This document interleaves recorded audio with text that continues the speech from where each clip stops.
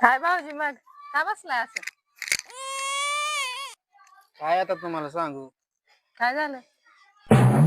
तुमची वाण काय चांगली यावी सारखे भांडते माझ्यावर. काय म्हणताय? माझी पण भांडत्या, माझी पण तर गरीब गाय आहे की भांडत्या म्हणते ती. कुठली गरीब गाय, सारखी काय पण बोलते. बघा आता ती कशी बोलते, थांबा तुम्हाला जाऊ.